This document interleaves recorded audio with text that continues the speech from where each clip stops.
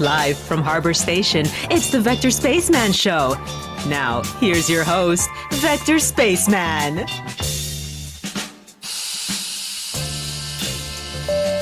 Bing bong, hello Space Kid. Oh my goodness, what is this in my hand? Hold on a sec here. Something's got messed up. Hello Space Cadets, let me drag that out of the way. How is everybody tonight? I must have been pressing something behind the scenes. Welcome to the show. I am the Vector Spaceman. This is the Vector Spaceman Show. Hello Space Cadets, how is everybody doing tonight? Even my thumbs are all mixed up here.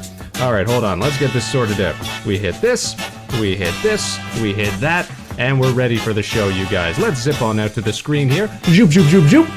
Hello, everybody. Welcome back to the show. It's Vector Spaceman coming to you live once more from Harbor Station, broadcasting on all frequencies to our beautiful planet Earth. Now, whether you're watching us live or catching us after the show, don't you know, we're glad to have you on board. Thanks for helping us make outer space the place to be, as we get set to rocket into another evening, another session, another weekend of all the things we like to love and love to share. Today is Friday, January 13th, 2022. Ooh, the spooky day, you guys. Friday the 13th. What could possibly go wrong on tonight's program? We'll just jinx ourselves, get it out of the way. We're off to a rough start already. It's no problem, no worries. Welcome back to the show, Space Cadets, and if it's your first time tuning in tonight, then welcome aboard. I'm your host, Vector Spaceman. This is the Vector Spaceman Show, and tonight, we're flexing our capacity for creativity as we explore some of the features included in the Halo Infinite Forge mode, the latest iteration of the series' iconic gameplay editor, which now boasts a more expansive and in-depth suite of tools than ever before. Will we be struck by inspiration tonight? Perhaps the basis for a future map creation? We'll just have to stay tuned and find out now. If you missed the last show, we welcomed on friend of the show and local space geologist Neff for an evening of turgid discussion on all things nerdy, spacey, and whatever crossed our mind. You can find the full talk over on the YouTube channel. Peel back the layers which constitute a Neff and learn more about the person behind the character, behind the model, behind the screen. We'll continue to have more guests on the show as we strive to make co-host content a more regular part of our routine. So, of course, if you want to stay up to date with all of our broadcasts so that you never ever miss a show, then be sure to follow Vector Spaceman on Twitter, on YouTube, and of course, right here on Twitch. Alright, you guys. Welcome to the weekend, Space Cadets. Tonight, it's not games per se that we're pursuing, but game development, in a limited sort of sense. Since 2007, the Halo series has been praised for its introduction of its groundbreaking Forge mode, an in-game game editor that has allowed players to customize maps and game modes to an ever-increasing level of fidelity. Recently, the latest title in the series, Halo Infinite, has released their own iteration of the tool, and tonight we aim to explore some of the possibilities therein. Hello, Ellie. Hello, Corey. Hello, everybody who's tuning in tonight. Great to see you. I hope everybody's having a great start to their weekend. A little more fluid, perhaps, than our rocky start. Now, you can see Spaceman is still a little floaty here tonight, which is because we're still rocking the old PC. We haven't gotten those upgrades yet. I put in orders just before New Year's to get parts put aside at the local computer shop. You know, you gotta shop local, support local independent PC. But still, we have yet to receive our stuff. Hello, Set, how are you doing? So this weekend, I might try to put some more effort into getting things sourced, so that we can get a more dynamic, a more fluid stream. You know, we're at the ragged edge of what we can implement here on the show. Good to see you, Set. Hope you're having a great start to your weekend as well. Hope the PC stuff comes in soon for you. Likewise, Ellie. Yes, I hope so as well.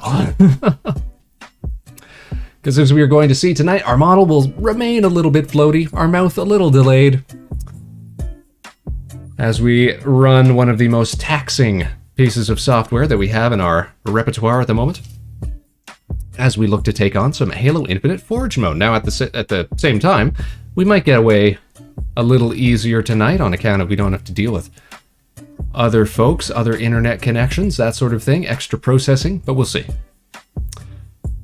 Now, Spaceman is no stranger to game modding, you guys, and what's more, no stranger to Halo game modding at that. It was back in the early 2000s that a little studio called Gearbox Studios, the company responsible for the popular Borderlands series, was tasked with releasing a PC-ported version of the original Halo Combat Evolved, which was very well received at the time. It was the first game to offer Halo gameplay on the PC with that, with the full 16-person multiplayer, whereas on the original Xbox, of course, that wouldn't come out till Halo 2. And of course, the same award-winning campaign, but less heralded, but equally important was the shortly released thereafter Halo Custom Edition, a PC-exclusive version of the Halo Blam engine capable of in-depth user modification and custom map development, leveraging some of Bungie's own internal design tools. And I recall messing around with that heavily at the time, all the way through high school. And it's kind of what really got me into game design and game modding in the first place. That's always stayed with me over the years. It's the cool stuff that we used to be able to do with those limited tools, and now almost 20 years later, we're going to see what we can be doing strictly in-engine with the latest release, Halo Infinite, with their in-engine Forge mode. And all the while, of course, we're going to be chit-chatting with the Space Cadets, so stay tuned, get relaxed, ease into the weekend, and let's learn and explore as we try to be the best little creative space folks that we can be, you guys. Let's put on our gaming hands here, and let's head on over to the big screen. Alrighty.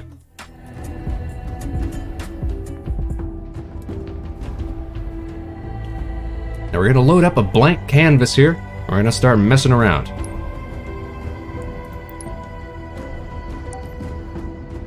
Now I have got years of experience working in the Halo 3 and Halo Reach iterations of Forge, but my understanding is that Halo 5 really took it to the next level, and that this Halo Infinite version takes it further still, with a built-in node graph editor for visual scripting and all sorts of cool stuff.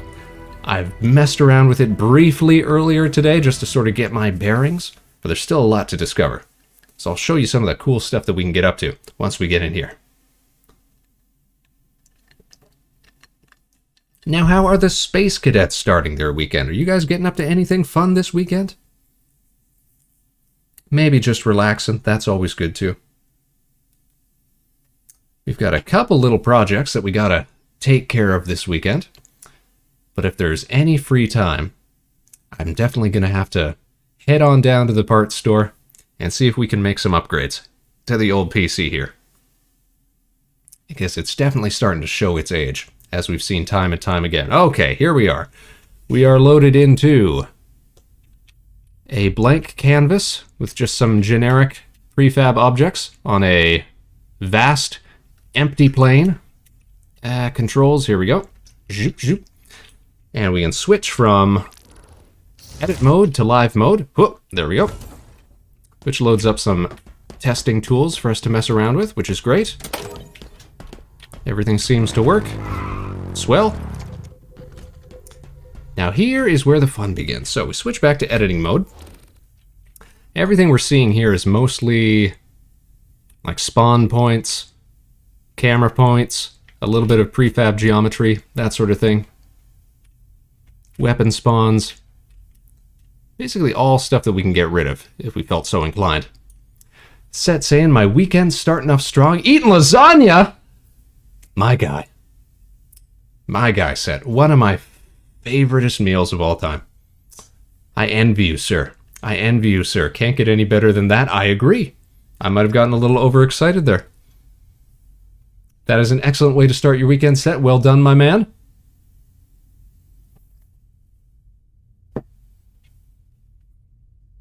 Whew. Let me come down from that for a moment. If you've got leftovers, you send them our way, Seth. Now here's some things that I wanted to mess around with tonight. Let's go ahead and, let's see, can I select just about everything? That's great. We can, unlike the old console versions, We're actually able to use click and drag stuff. Makes it a lot easier to mess around with. I'm starting to think, though, that this big empty void might not have been the best place to demonstrate. So let's actually choose one of the other canvases first off, so we can get a better feel for things. Gotcha, boss. Thank you, Set.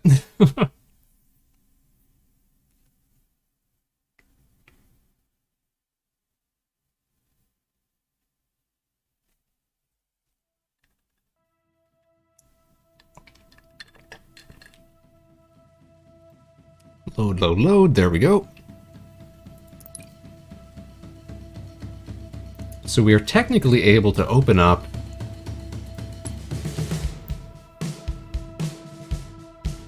not only local maps, but user-created maps as well. These must be some highlighted community-made maps. Page 1 of 239, so of course, huge selection of Forge maps at the moment. IKEA, castles, Hyrule Field. Look at all this stuff that we can get into. This is fantastic. So they've built in a sharing function already so that you can set up custom games. At the moment, I'm not entirely sure that there's a custom game browser, but I know that it will be on the way. Let's go ahead and choose one of the... Here we go.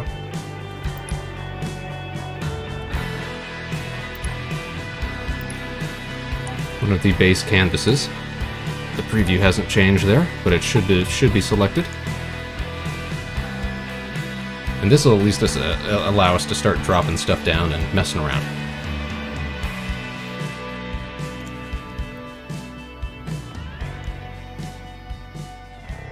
And if there's one thing that I'm really interested in tooling around with a little more, it's that visual scripting feature.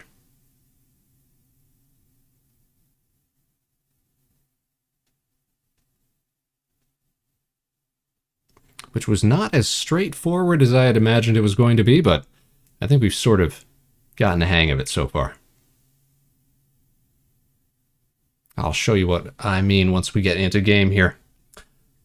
Set says, I'm excited for this content. Used to love watching custom Forge maps from the Achievement Hunter watching days. Ah, yes. No doubt. They really used to be on the ball when it came to Halo stuff. I think their content's kind of taken a nosedive over the years, but what can you do? Okay, here we are. We got a big blank canvas. We are going to select everything that's pre-generated here.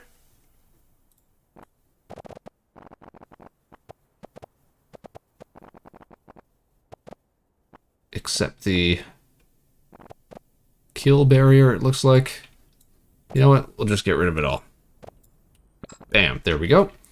And we will pop down, oh, look at that, a spawn point. So that should drop us right here.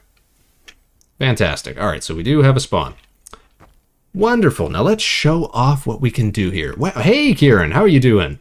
Kieran, everybody, welcome to the show, Kieran. Good to see you. Hope that your Friday is starting off well. Abrupt cut to the cheers. We're tooling around with the in-engine Forge mode tonight for Halo Infinite, showing what can be done and exploring some new options as well. So let me tell you about these scripting elements that are in the game now. So everybody knows about Forge mode in the sense of you can, so there's our little spawn point.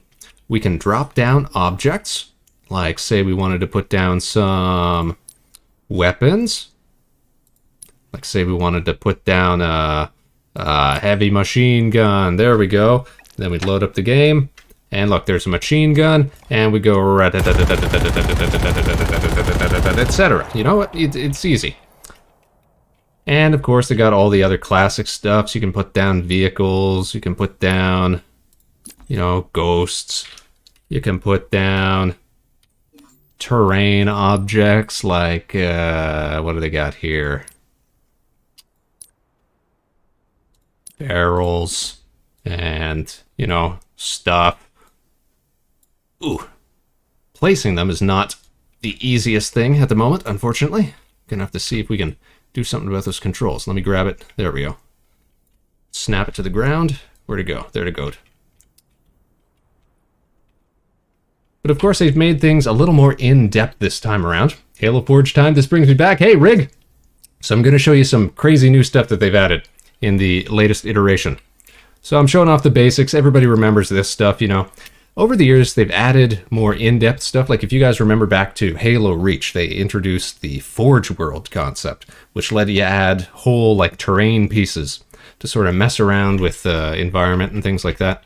They've continued that trend with, let me show off some of these here. If we go to biomes and we look for terrain, we can look at something like terrain, trench terrain. So look at this. We got terrain pieces, we got flat pieces, big old slopes, we got ramps, banks. Drag this up. Oh, there it is.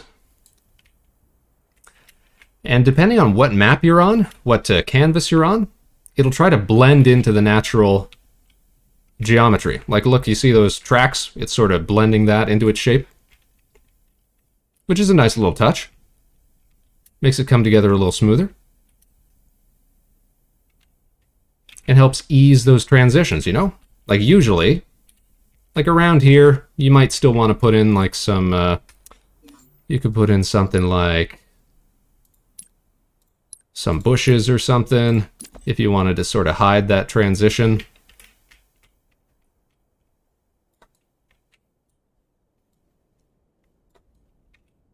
You could, let's put that on the ground, put that in place. You know, you'd try to cover up the seams and what have you, right? And they make it real easy to do, like, duplicate objects now. The only thing I'm really struggling with at the moment is, like, moving and dragging objects with the camera is not the greatest. I'm going to have to mess around with controls for that. But you get the premise, right? We can drag and select and delete stuff now, which is great. We can still zip and zoom around the map at high speeds, which is fantastic. That's level build. Yeah, that's level building for you. Nice little features that they also have. If we pull up, let's see.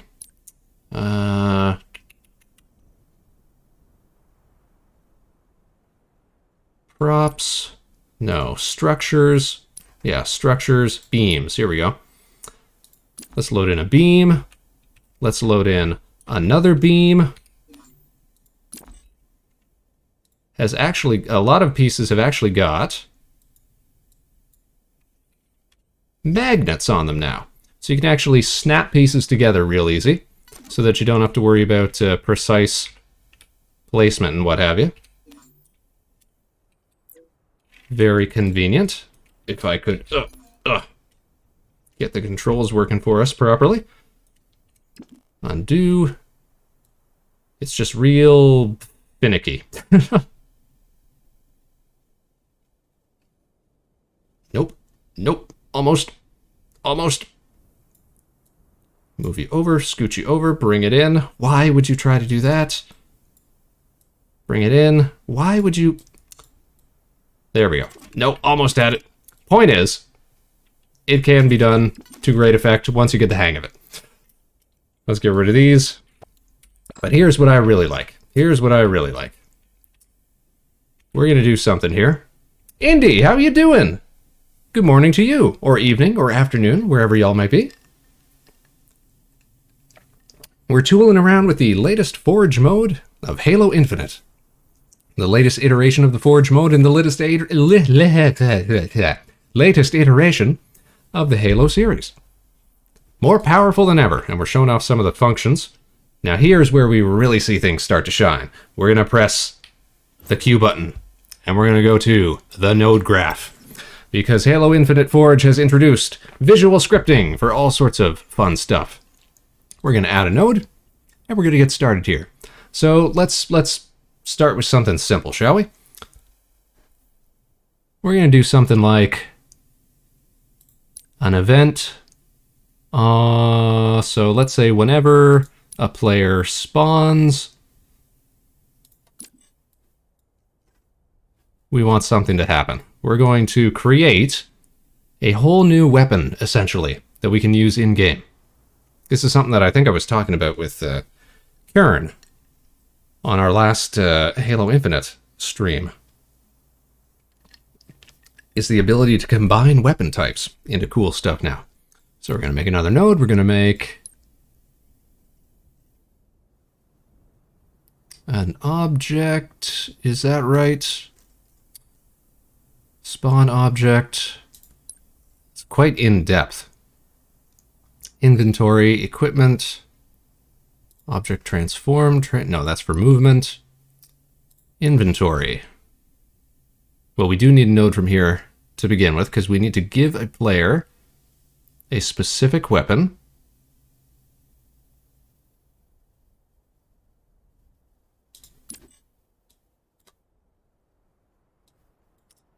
We are going to have to select which player that is. So we can take the player output from here, put it into the player spawn. We put the triggers into place.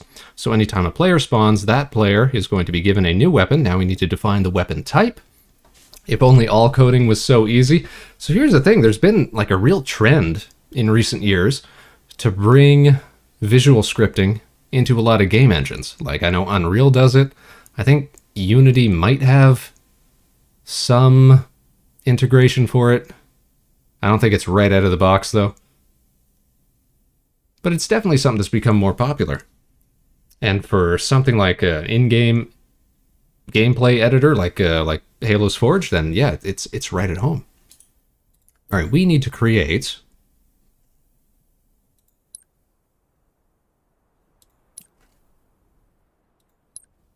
our object here. Unreal has the Kismet mode. Yeah, that's I think that's what I'm thinking of. You remember that one game about the cats? The game about the cats? The game about the cat cafe that you were playing back in the day? Is that the one you're talking about? Or perhaps the more recent one, Stray? That's a cat game. A lot of cat games. People seem to like cat games.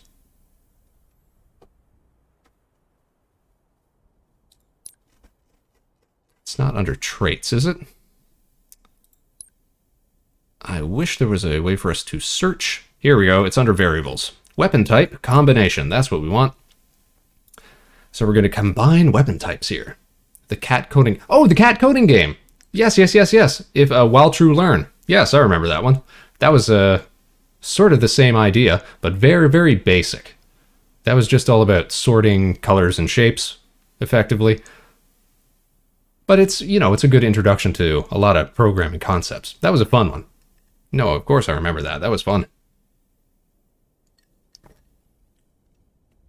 I don't know if I would have called it a cat coding game, but yeah, it did feature a lot of cat stuff. You're right. So here's what we're going to do. We're going to link our weapon type output into this little slot here where it says weapon type.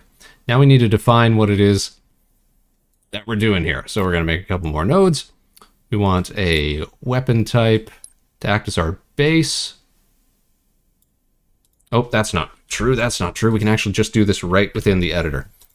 We go into properties. We select our base weapon. Let's say the pistol. Where's the sidekick? There we go. And we're going to configure the output of ammunition to be something fun like M41 Spanker ammo. Okay. That's good. Addition method, we're going to replace all. So we're just going to give them nothing but this pistol. And that should fill in everything for this basic little command. So that's pretty simple. That only takes 3 nodes. We're going to pop back into play mode here. We're going to execute. And look at that. We've been given the pistol because we just spawned. And let me show you guys here. If I move my little face over to the side, you can see over in the lower corner there, we're actually showing rocket ammunition, just as intended. So we pop back over, and let's see what happens when we pop off. Everything going as planned. So you can see it's actually firing rockets at pistol velocity. So Halo's always been really fun in the sense that it doesn't really do hit scan weapons. Everything has always been projectiles with a projectile speed. And that makes it real easy to, or has in the past, made it real easy to mod weapon types around. So you can see they're firing off there. Pew, pew, pew, pew, pew. And of course you don't want to fire them too close, because that's what happens. But it's okay, we respawn, and we get a new pistol, and for some reason I spawned way up in the air. But that's fine. We'll just reload, we're back where we started, and we can continue messing around. So yeah, that's a cool little thing we can do in the new Forge mode. And that can of course lend itself to fun new game types. But of course that's just a really simple example of what can be done. Let me show you some more of what we got going on here. So forget all that stuff. We'll keep it off in the corner for now. But what else can we do? What else can we do here? Here's something that I was a little disappointed by. I was messing around with these variables. We can do things like declare all sorts of variables that we can use. Positions, messages, objects, Boolean strings, integers, all sorts of fun stuff. One thing I was a little disappointed that we couldn't do, we could not set custom string values. Because if we actually take a look at how their strings are set up, the value of strings are always preset. They give you a list of words you can use, which I guess is their way of skirting around people putting, you know, nasty messages and such into the game. But it also means that we can't do any sort of sneaky search for like finding player names or something like that. So we couldn't make a game mode that, you know, gives you a special buff if your in-game name was Vector Spaceman or something like that. Or starts messing around with some of our other regular collaborators when we do Halo nights.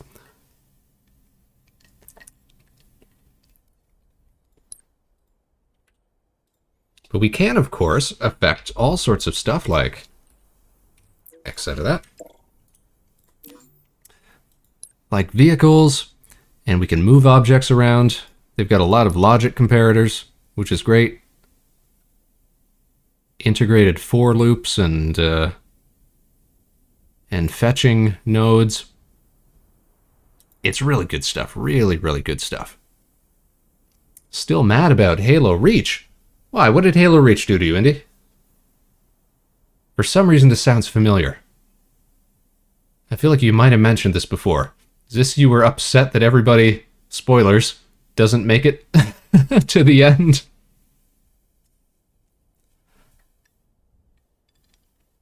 I think for most people familiar with the Halo series, we were kind of expecting that. Right from the very first game, Halo Combat Evolved, we're told straight up that Reach has been destroyed, everybody's lost, the Master Chief is the last of the Spartans. So we kind of know going in that it's going to be a rough time. It tore out my soul and stepped it into the dusty, dusty Reach ground. Yes, that ruined, glassy surface. I didn't know anything. So it's either a good place to start or, you know, a nice little, like, side dish of Halo content. Because it either gives you a good primer for the rest of the story, because, you know, you see that little Easter egg of Chief at the end there. Or, you know, it's also fun, like, to play it in order of release, because then, you know, you get to go through the whole Master Chief saga, and then you go right back to the beginning. It's probably one of my favorite campaigns. Yes, it's grim. Yes, it's, you know, unfortunate. But it's got great design. Super fun times.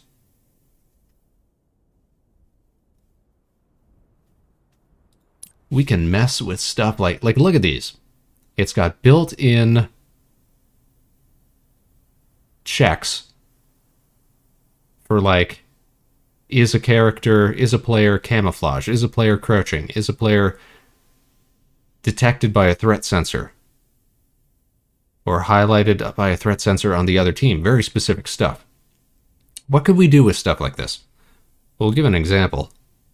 We could do something like, okay, so we need to check if a player is crouching. So how do we get a player? We're about halfway through Halo 1 now. Nice, nice. You might be in for some more surprises in that one, too. No spoilers, though, you guys. No spoilers.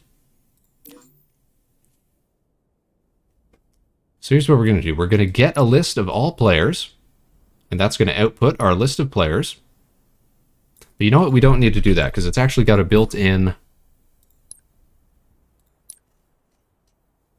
for each player search. Where was that? Where was that? Was that in logic? Yeah, there it is. For each player.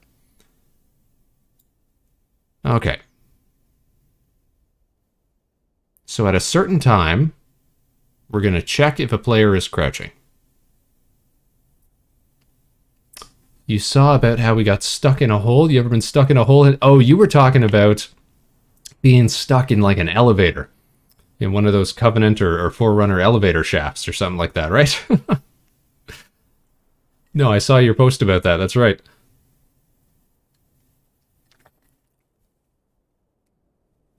And yeah, sometimes, I don't think that's ever happened to me, but sometimes you might just have to revert to a earlier checkpoint or something like that. I have had points where I'll get like stuck in like a spawn kill loop in games, in the Halo game specifically, where, you know, you're respawning right into an explosion that was going off right at the worst time. Or respawning right into, you know, some sort of firefight where, yeah, snipers are going off and they're taking your head off, something like that.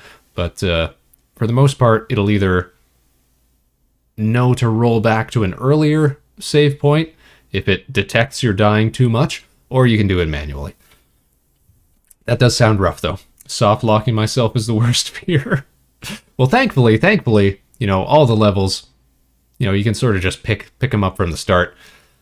I don't think many of the levels take like more than an hour or something like that to get through at the worst, you know. I'm not saying that it's a cakewalk all the time, but at least you're not going to get, you know, completely locked out of the game. How are we going to trigger each player to do an for each player search? Because it takes an event. That's what these triangular nodes here are. That's telling us that it takes an event.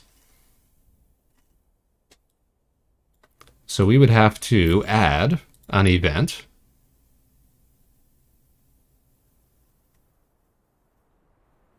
Events, players. Oh, look at this. We already have see, look at this. They already have built-in functions for stuff like this. Did a player join the game? Did a player mark somebody? Did a player spawn? Did somebody get a kill assist? All right, let's do that on player crouch. Okay, so we don't even have to use these anymore. That saves us a lot of time. So when a player crouches,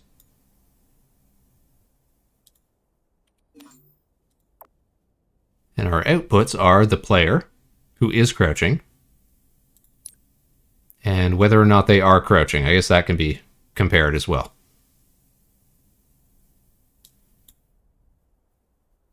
So let's do something fun with that. Let's say, check this out. Let's do player traits.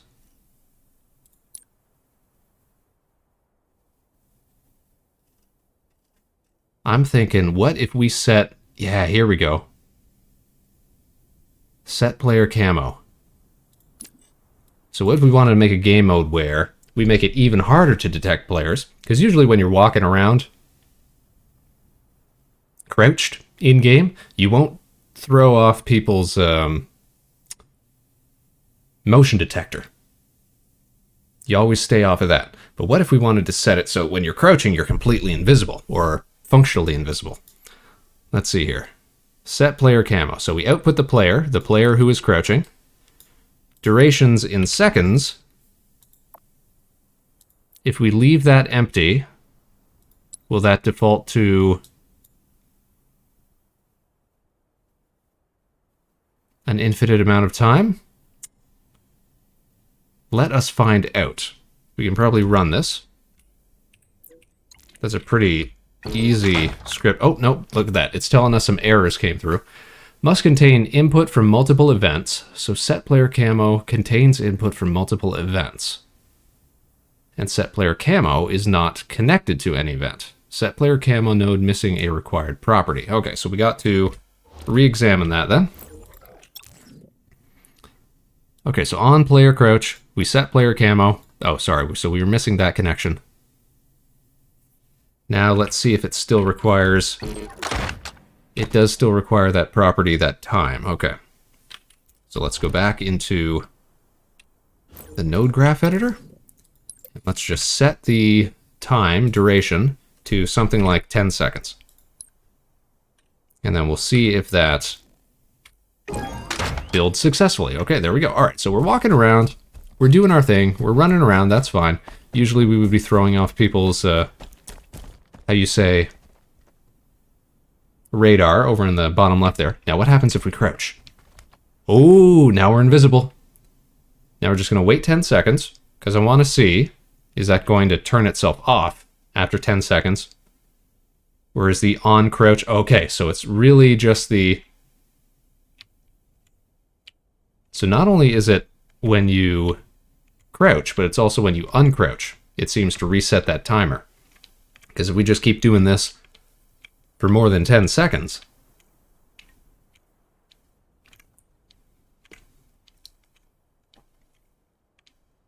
yeah, it seems to reset itself. So we're going to go up and we're going to count 1, 2, 3, 4, 5, 6, 7, 8, 9, 10, roughly, and look, we're back. Okay. Can I throw a grenade in here? I sure can't. Nope. That is solid geometry. Okay. So that's good to know. How could we fix that? So here's the first thing that we could do if we wanted to make it a little more gameplay-esque. We'd go back into our editor.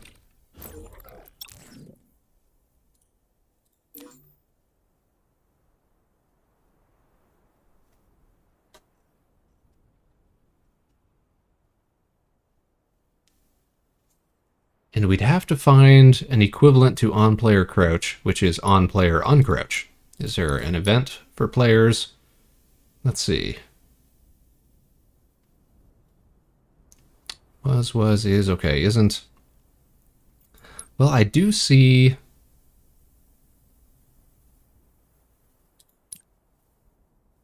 this comparator here, which sets get is crouching, or which pulls get is crouching, so it checks whether you're crouching or not. Returns false if the unit is not crouching or is airborne. So that's what we want.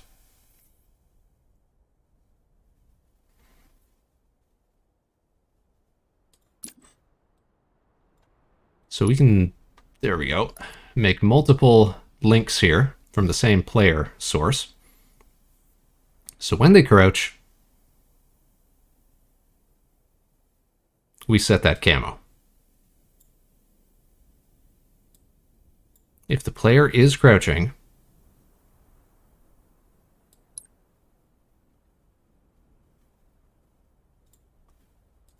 let's delete this link here. Okay, so if the player is crouching, that's going to set either a true or false signal, so we can't pass that into the player diddly-do slot there. What are we going to do about this? Okay. Now this is just like regular game program. Okay. This is like we're playing Well True Learn again. So we can take some logic stuff here. Let's compare. Equipment type, vehicle type. A pause before executing might be good. because we could always reset the amount of time that the crouch check goes for.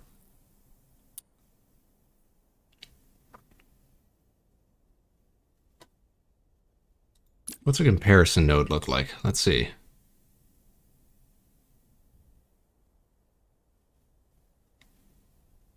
Okay, I'm pretty sure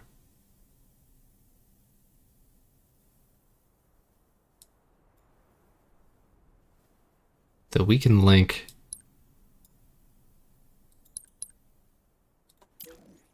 true false into event. No, we can't. That's a shame. Because then we could actually trigger events by whether or not something has occurred. He said. All right, well, let's keep exploring some of these nodes then. Boolean logic. Cannot be used to trigger an event. Okay. Let's look up some more events here. You're occurred? We have occurred, yes. It does occur sometimes. How are you doing tonight, Indy? Are you having a nice start to your weekend?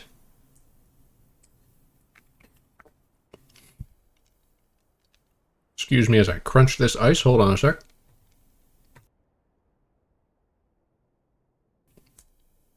Blah.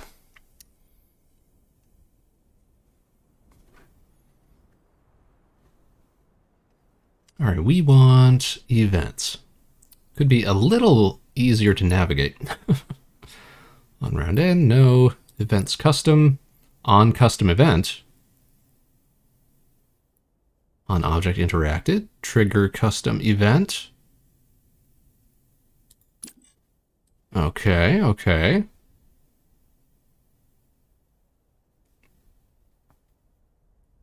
Object number or numbered list.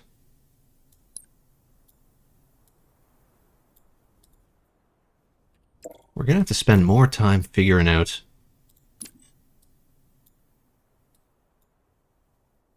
how all this stuff interacts. But it definitely is versatile. Got a bowl of edible cookie dough. I'm doing good. Is all cookie dough not edible? I guess you're not supposed to eat it because it's got like raw eggs and stuff and you don't want to get salmonella and, you know, all that. That sounds like a chill way to start the weekend. Yes.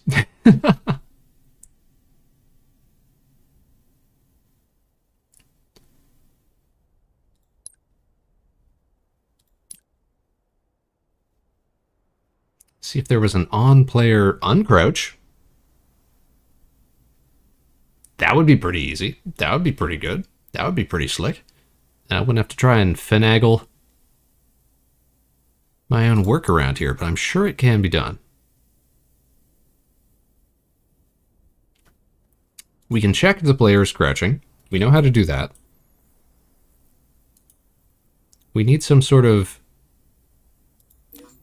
if true then output.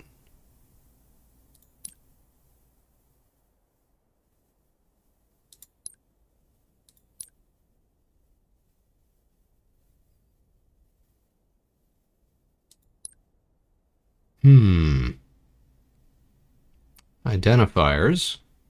Maybe we gotta look for...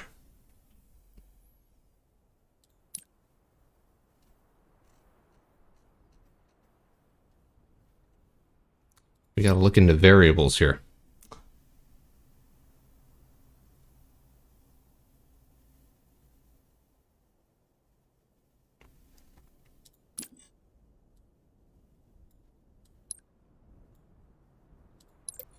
A Boolean value. Should either be true or false, yeah.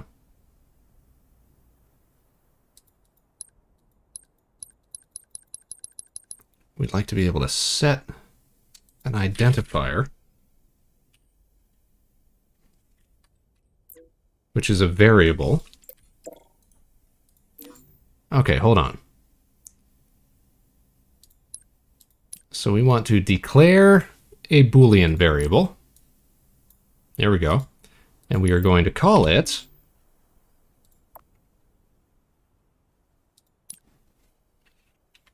player crouch true, or player crouch.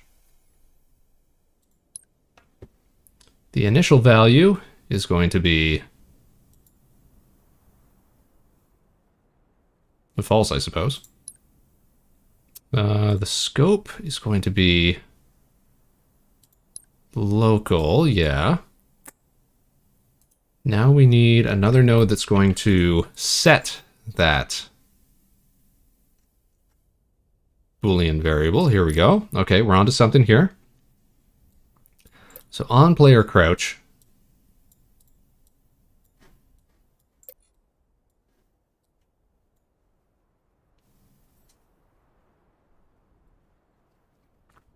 set Boolean variable.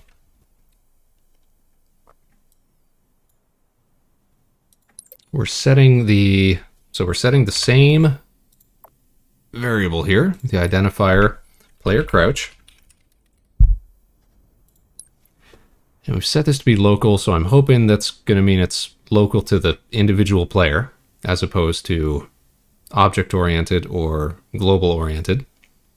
Just pull them all out and put them back together like a big 1,000-piece jigsaw. It almost feels like that, doesn't it?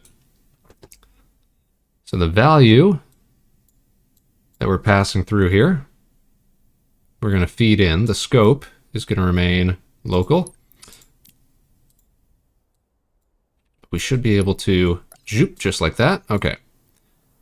So whether or not the player is crouching, when the player crouches, is now being fed into this player crouch Boolean variable. Okay, that is great. What it tells me is that we shouldn't be using on player crouch then. What we should be using is an event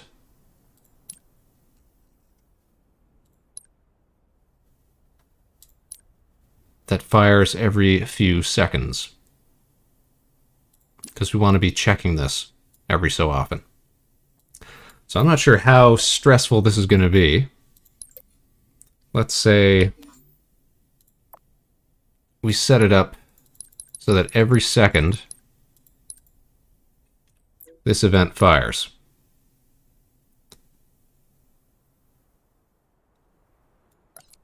So every second we have to check if a player is crouching. So we have to run that for all players. So where's our for all players?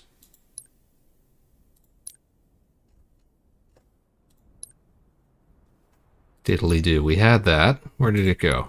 Events players. Was it in there? Was it in just events? No. See, they don't do a great job at organizing everything here, unfortunately.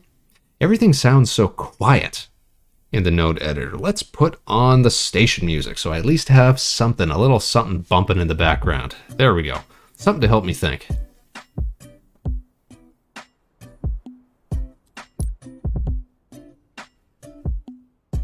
Wish I could search by node here. We got folders for all our stuff. Thank you. Were you feeling it a little quiet too, Indy? It was a little too quiet, wasn't it?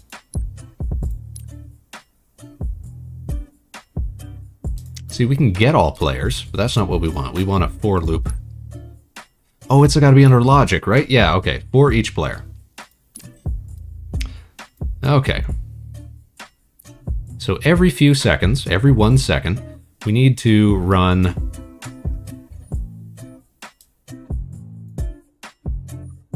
for each player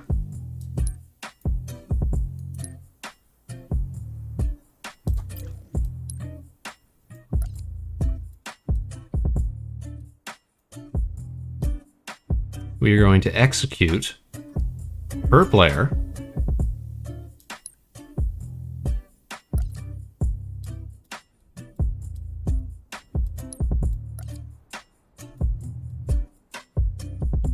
tidy this up a bit. So here's what's happening here. If we pull everything out, you can see it. Every 1 second, we run this event for each player. It takes the current player, gets whether it's crouching, and sets a Boolean variable where that yes or no output, true or false output, gets set to player crouch. Scope local, okay, that's good. Then what happens? Okay, so then we take that player.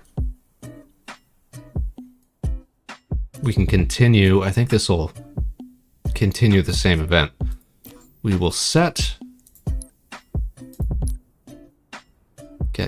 set player camo.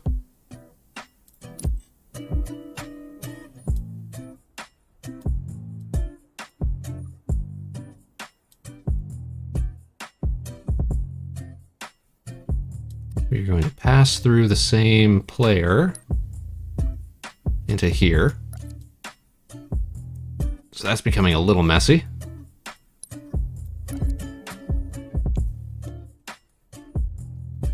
For a duration of seconds. Now this is going to produce the same output that we had last time. The way that we have it set up here.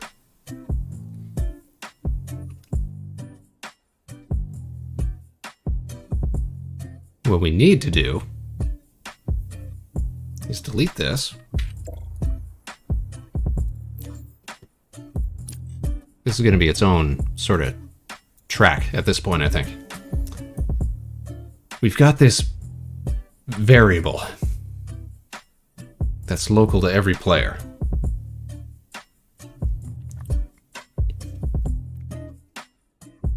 Right now, like if we run it right now, let's do something, let's do a little debugging right here, you guys. Here, we're going to put something on the UI. Create UI message. Print Boolean to kill feed. There we go. We are going to print the value.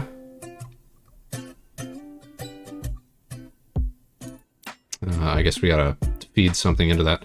Okay, the Boolean is going to be player crouch, so we need to create... Ace of Spades, how are you doing? What's going on? We are messing around with the latest Halo Infinite Forge mode. The latest entry in the Halo franchise, the latest entry in the Halo franchise's Forge mode. It's got a built-in scripting editor now that we're messing around with. We're trying to do cool stuff with it. We've had some success messing around with different weapon variables and setting up player traits and things like that. It's a really in-depth system that they got here. It's just a little difficult to navigate. How are you doing tonight, Ace? Hope you're having a great start to your weekend. Thanks for tuning in. Always a pleasure to see you. So right now what we're trying to do, if you can read this sort of setup that we have here, we're trying to create a system within the game that will check whether players are crouching, and if they are crouching, apply active camouflage to them. Not for any express purpose, but just because, you know, we're testing what the game will allow us to do. It looks complicated. Well, thankfully, we've got a little bit of game development experience under our belt, which is nice. It helps out. And it has got a nice little visual scripting component to it, which I guess is more user-friendly than the old Halo Custom Edition game days. I was talking about that at the start of the show, how that was kind of the first entry Spaceman ever had into game development and game modding, was messing around with the old Halo Custom Edition for the PC. Which technically, you can still play today. It's a long-lived game with a lot of legacy behind it. You could probably even play on maps that Spaceman helped develop. Goodness gracious. You wouldn't know that it was me, but goodness gracious.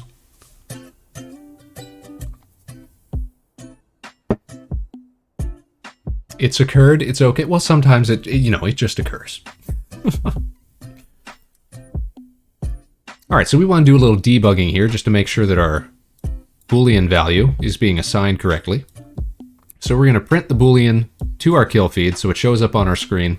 It just works, you guys. So what we're going to do is we are going to copy this tab here. So we want another event that fires off, and let's say instead of every 1 second, we're going to have it fire off every half second, just so we stay abreast of changes. It'll be checking more frequently than our crouch check.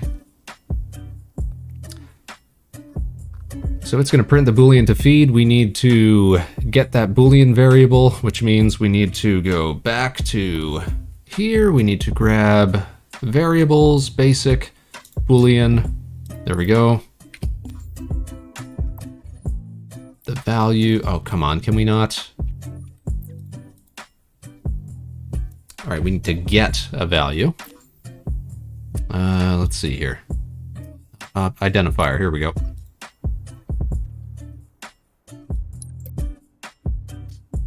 And we go here, we name that value player crouch, because that's what we're pulling from. We pass that into the Boolean slot. Why is that not working? Because it's recognizing it as a identifier and not as a Boolean. Okay, all right, we got to work around that a little bit then. Just like Todd Howard. Yes, just like Mr. Todd Howard. Let's go advanced variables. Let's get a Boolean variable. Here we go. We can get it from its identifier. Yay. Okay. So let's get it by name. Identifier. Player crouch. I'm going to be so thrilled when this works, when it just works, just the way that we want it to. Okay, the value we are going to feed into here. Okay, so every 0.5 seconds we are going to print to the kill feed the Boolean value of player crouch, which will either be a true or false. Every 1 second we are going to check on each player, locally, whether that player is crouching. And we are going to set the value of player crouch. So let us see if this works as intended. Let's pop. Oh, what happened? For each player node is missing a required property. I'm dizzy. Look at this though. Over on the left-hand side there, we are debugging false, false, false. If we crouch, false, false, false. Yeah, because something's going wrong. So for each player node is missing a required property. Let's take a look at that then. Our for each player is missing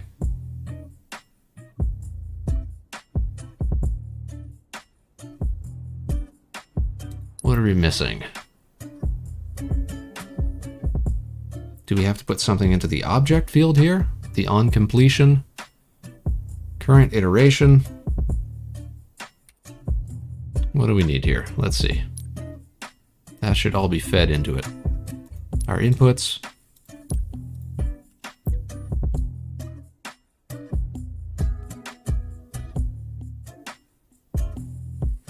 Execute this per player, the current player.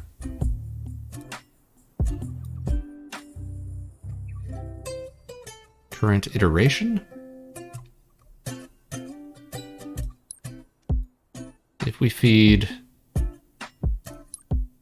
current iteration into the set value, nope, we can't do that. Okay. Object should stay empty though. Because why wouldn't it? Because why wouldn't it? Execute an event per player. That's fine.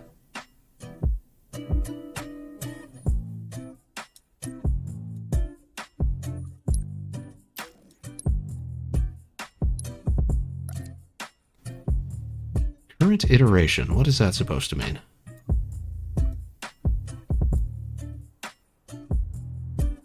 On completion. Once it is done, once this event has completed, what is it supposed to do? What if I don't want it to do anything? Or each player node is missing a required property. which tells me that property should be the object that's listed here. Objects. Ah, I know what it means. I know what it needs, guys. This is what it needs. It needs a list of players. Players. Get all players. Bam. There we go. So every 1 second, we will pull all of the players, and then for each of those players, we will check whether that player is crouching, and then we will set a Boolean variable, which equals whether or not they are crouching. And that should then print to the kill feed, true or false. Let's go. Back to the screen. Successful build. False, false, false, false, false, false, false, false, false. Crouch. False, false, false, false. Okay. Oh, true, true, true, true, true! Big true! Look at that. So why did that take a second? That's a question. True, true, true. Let's stand up. True, true, true, true, true. It could just be an issue that we're checking too frequently for the kill feed to update. Because look, we're standing up. Oh, false, false, false. Yeah, we made it. Okay. False, false, false. False, false, false. We are crouching, though. I wonder if it's just overloading it because we're asking it to check so frequently. But we are crouching, and so eventually it should change to true, right? Right? Right?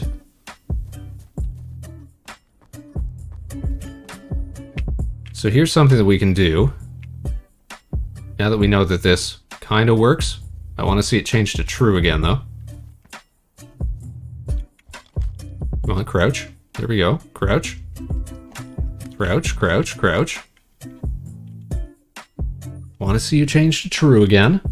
There it is. True, true. Stand up. False, false, true. True, true, stand up. Show me false.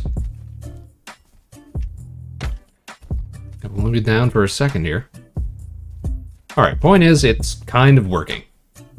And kind of working means that we can try to apply that to other features.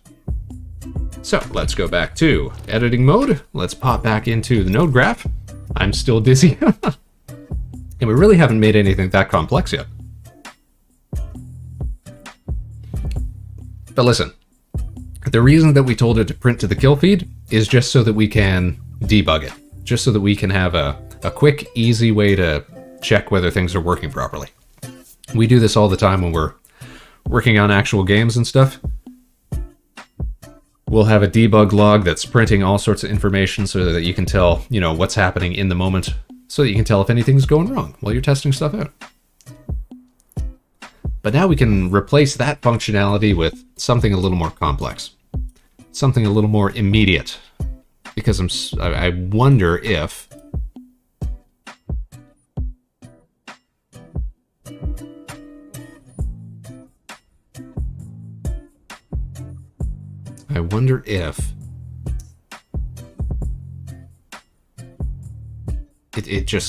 if the kill feed is just not a great place to be putting debug info.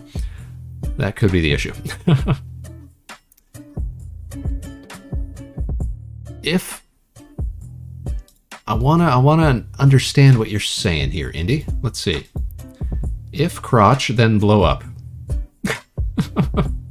Oh, if crouch then blow up. I see. You know what? We could probably do that. Check it. All right. We might not be able to get that explosive. But we could probably set... Let's see, is there any sort of kill trait? Let's see.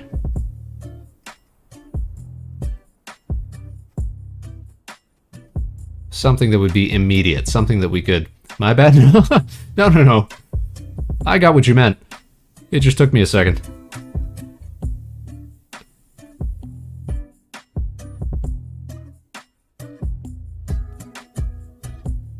So we are looking for trait. Well, first of all, I mean, we have... Where was it? Where was it? The active camo. Health recharge, jump height, motion tracker range, movement speed, gravity. Shield, slide, overshoot. Ah, here we go. Active camouflage.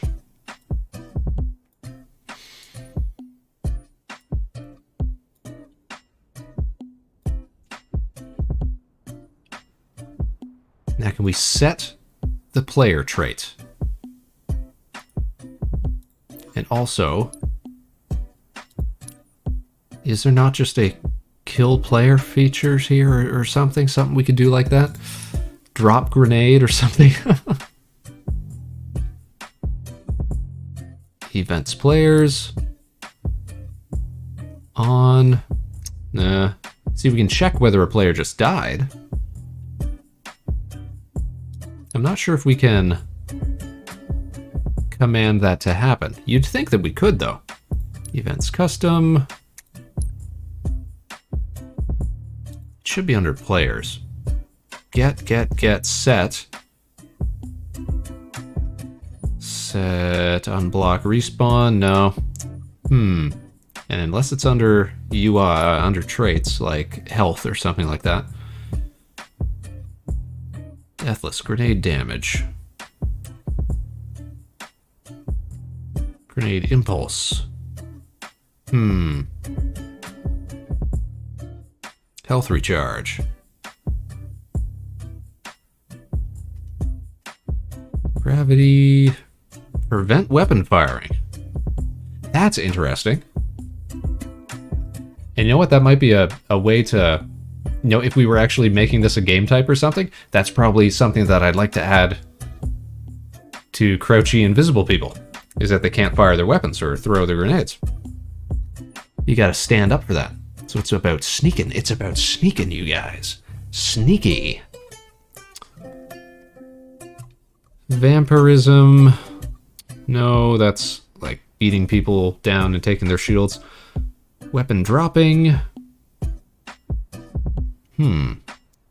Alright, let's mess with the active camo first.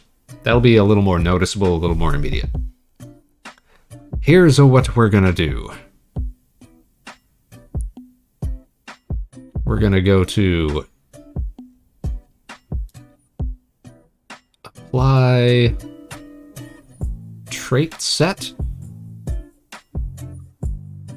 Yes.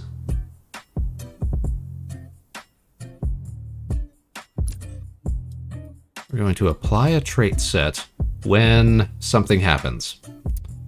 When we check every few seconds, we're not going to be printing to the kill feed anymore. We are going to be applying a trait set. And that trait set is going to be this one here.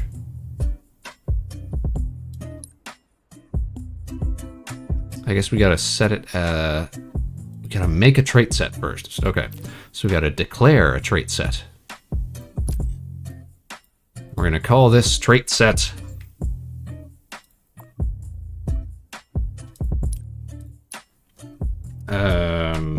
crouch camo.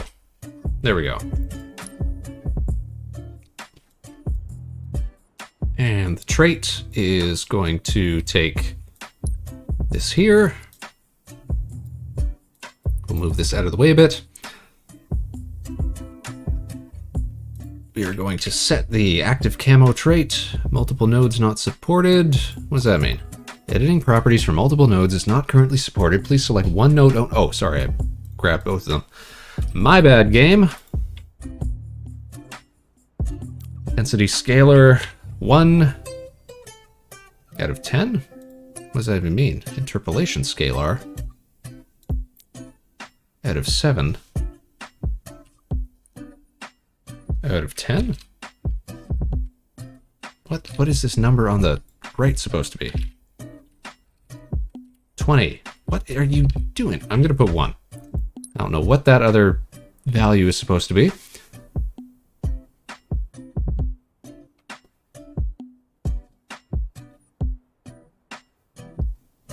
Alright, so we're going to apply the trait set which we have identified as crouch camo. And remember, we could make this trait set a number of different traits, a whole list of traits. So if we wanted to apply the you can't fire your weapon while you're crouched, you can't throw grenades while you're crouched, all at the same time, then we can do that. What is our goal again? I forgot. Yeah, no, it's taking a while, right? Right now we're trying to see if we can make commands execute while players are crouched and then turn those commands off when they stand up again. That's what we want to do. Not just, you know, because we're making a specific game type or something like that, but just to see if player input can be used to execute some cool stuff on the fly. And if we can get that going, then I'll be happy. That'll be a nice little first dip into all this coding stuff. I'll have gotten a victory out of tonight, as far as I'm concerned. So every n seconds we are going to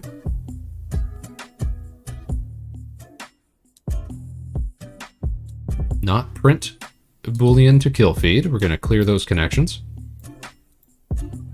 But instead, we are going to do some sort of variable comparison. Let's see.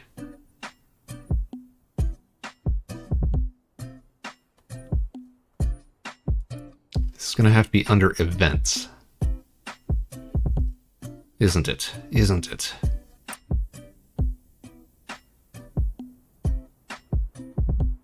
No.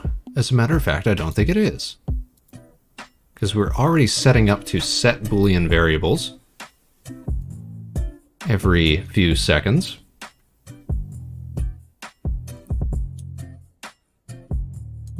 We need some sort of if comparator here. And you would think that would be under logic.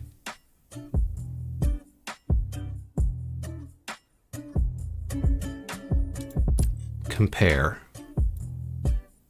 Operand A, operand B. What are operands taking as input? Values. They're taking... So this is for integers. This is for numbers. This is for... Well, it looks like they've got decimals as well, but that's not the point. It's taking numbers.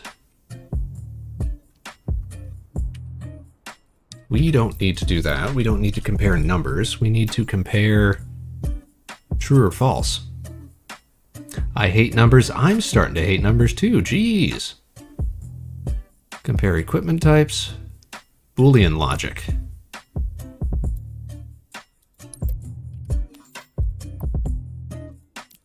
Okay. This might be what we're looking for.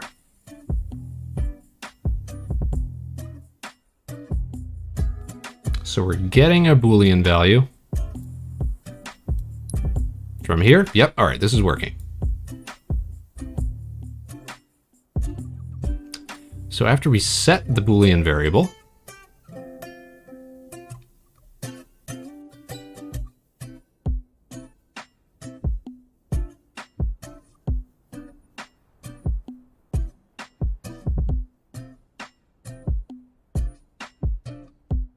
what do we have to do to get this Boolean logic comparator to trigger is the question.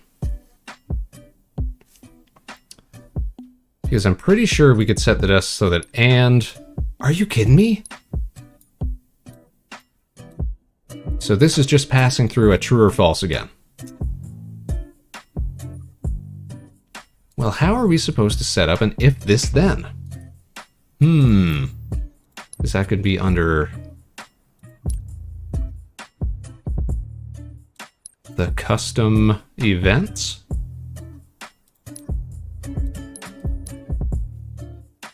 On custom event, trigger custom event. Let me look at these two. Trigger custom event and on custom event. It's got to be one of these. Surely they would give us the option to work with one of these here. Boolean, ooh, I thought you said Boolean. Boolean, like we're making a soup, like we're making a stew, like bouillon.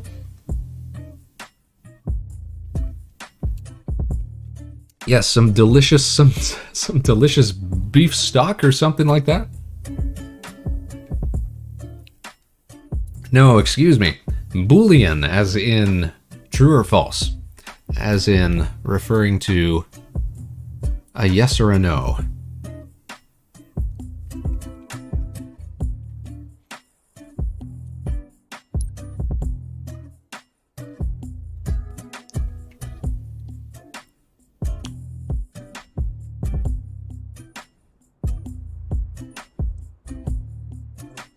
Now, how can we make a requirement that something be true in order to trigger a custom event? That's the real question here. In Southern, we say it exactly the way you've been saying Boolean. Oh, looks like I'd fit right in. I got the lingo down pat. I got the slang. I got the drawl. Y'all.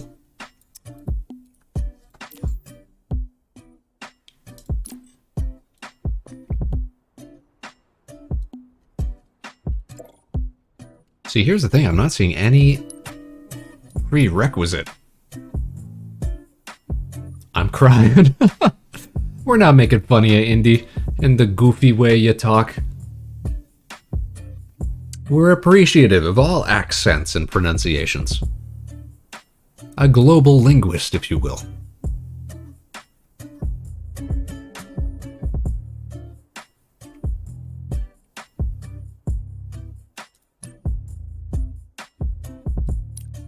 Here I am searching through the same folders for nodes that I've seen 100 times now.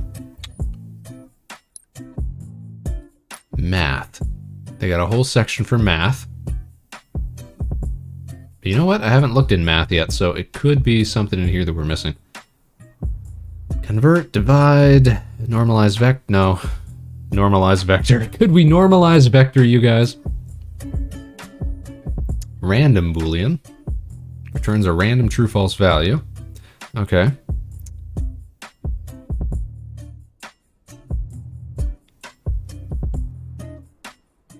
Subtract vectors. I could subtract vectors right now.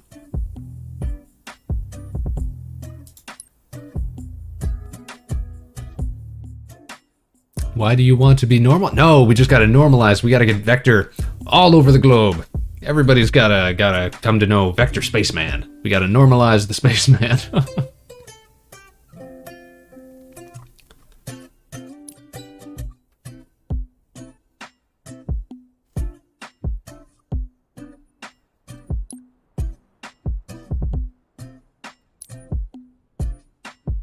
Okay, let's look at these variables again.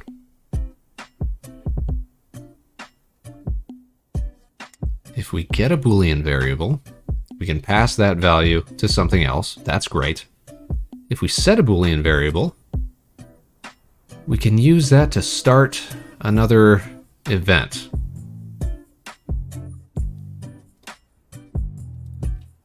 You can see it here, that after we execute that set Boolean variable, that can be used to pass on to another event. So we could apply the trait straight from setting the event, or setting the variable, excuse me. Problem is, how do I limit that to only apply if that variable is true or false? Let me examine the set Boolean variable node description again. The object pin is only used when accessing object scope. Set a variable stored within the matching identifier. Yes, that makes sense.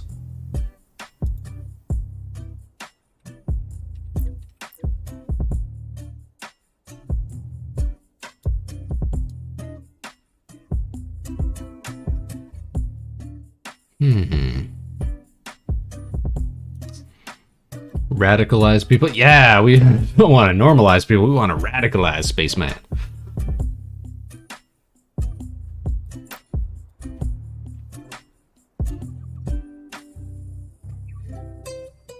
So let's just make sure this works.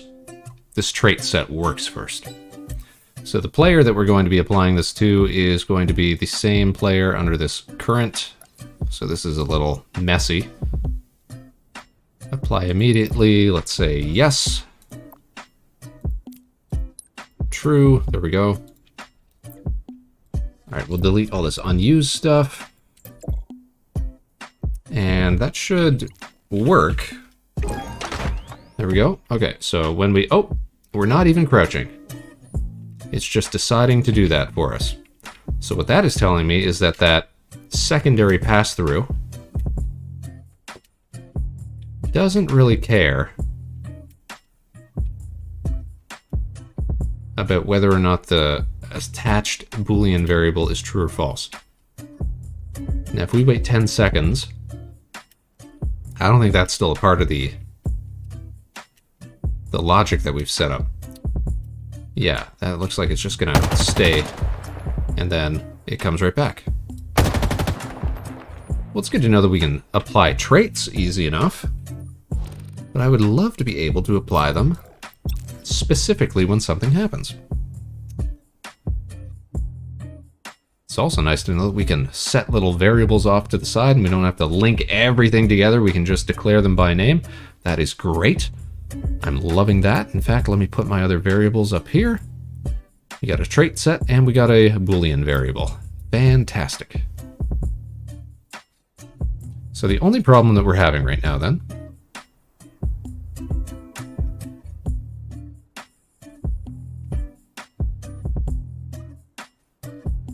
is deciding whether or not to apply the trait set, the camo trait set.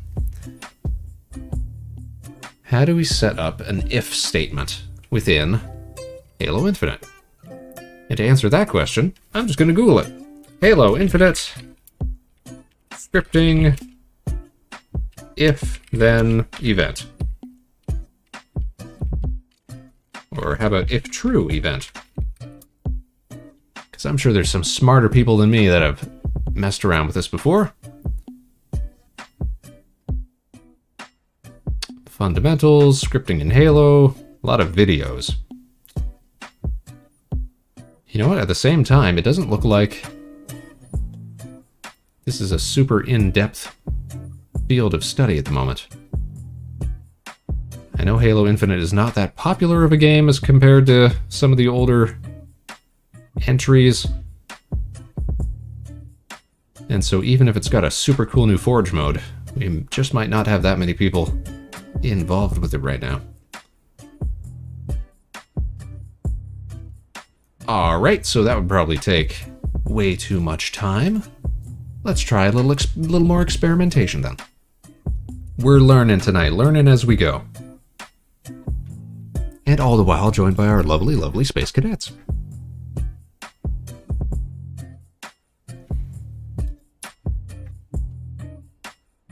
Branch. Here we go. Receives a Boolean condition and does one of two things if the condition is true or false. That sounds exactly like what we need. If true, if false. Okay. If true, can we if true? Let me remove this node. Please tell me that if true. Yes! That's exactly what we need. All right, let me remove all connections here. So this is what we were looking for. We just didn't put two and two together. This is what they were going to be calling it. Okay. So let's condense everything here. Make it look nice and slick. So presently, every 1 second, we are going to take a list of all players in the game. And then for each of those players, we are going to execute a function for each of those players. We are going to, for whatever the current player is that we're checking on this list of players, we are going to check whether or not that player is crouching. And we're going to pass that value, which is a Boolean, which is to say true or false, into a set Boolean variable function.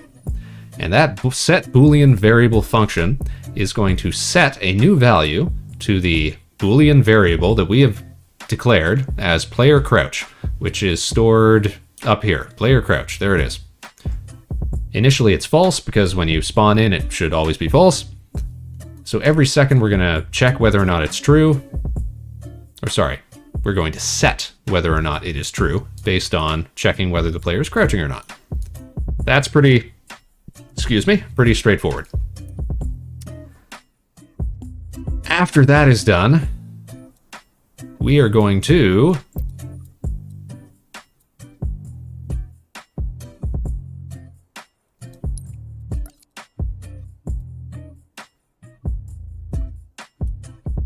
on completion or right after the set Boolean variable. I want to imagine that we can come right off setting the Boolean variable. All right, condition here. What is the condition that they're talking about? Is that... Okay, yes. So, for our condition, we are going to get the Boolean variable, which is player crouch. So we've just set the Boolean variable. Now we are going to get that Boolean variable. If it is true, soup variables, yes, our variable soup for the evening, the soup du jour, or soup de nuit, if you will.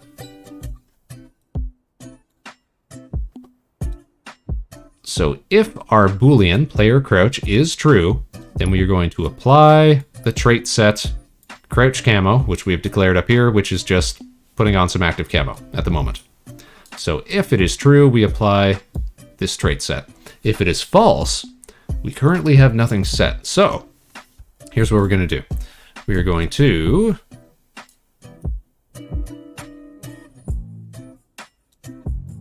copy these. Bam. Wow, that's kind of messy. That's the way we like it.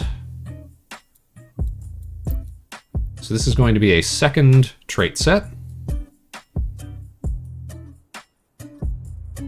You know what? Didn't we have an easier way to do this? Didn't we have set camo? Set player camo. Duration in seconds. Okay, so that was just giving them camo for a certain amount of time, right? Yeah, so that's a little less elegant. We don't want that. We're going to use the trait set again. So we need to rename this one because we're making a new set. We're going to call this stand camo. The camo that gets applied when you're standing up. And the value for that is, as one would expect, going to be 0, 0,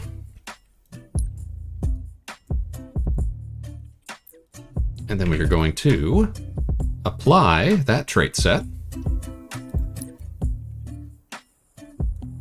Stand camo. Ow. Whoops.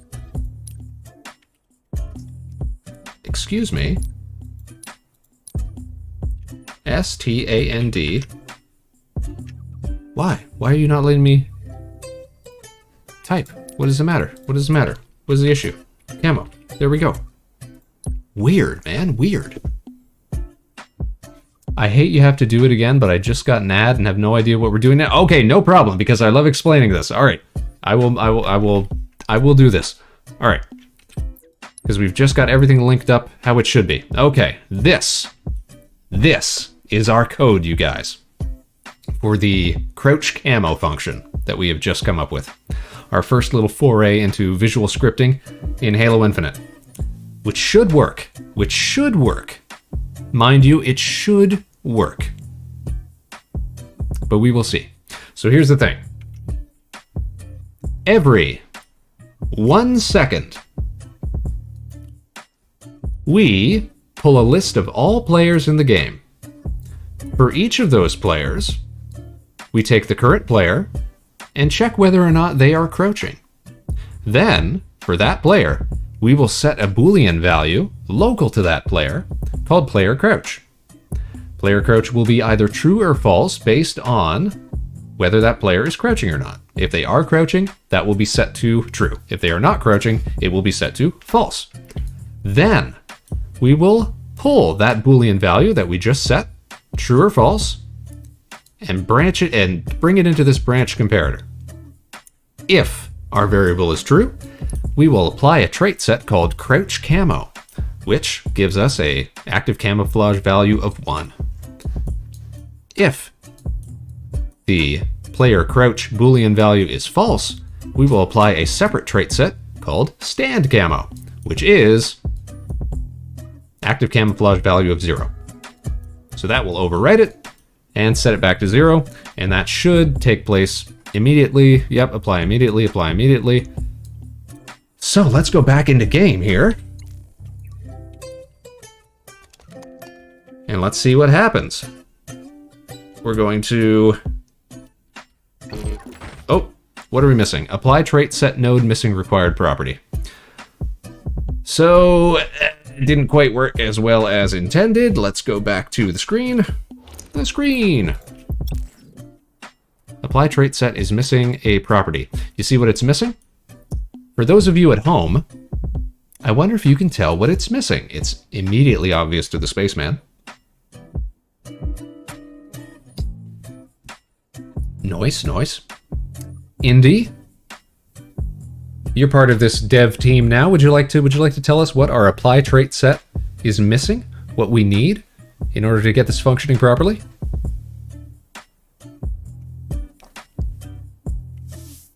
Take your best guess. Take your best guess.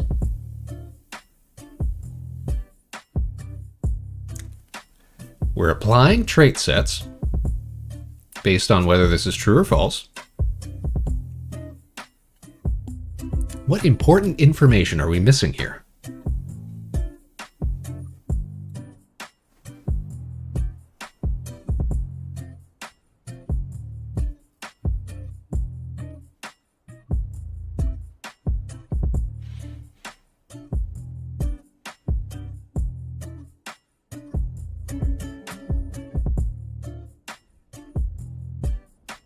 I'm floundering. Anyone else in the class want to give it a shot? Any other space cadets listening in tonight? If not, I'll let you guys know, because it is just staring us in the face there.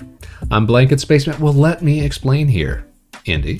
What we're missing is what player we want to apply this to. That's why it's giving us that issue.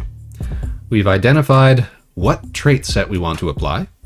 We know that we need to apply it immediately, but we didn't set which player it's being applied to. So in order to do that, we will scroll back out here, and we will once again drag out the current player that we were applying these to all the way down to these two nodes.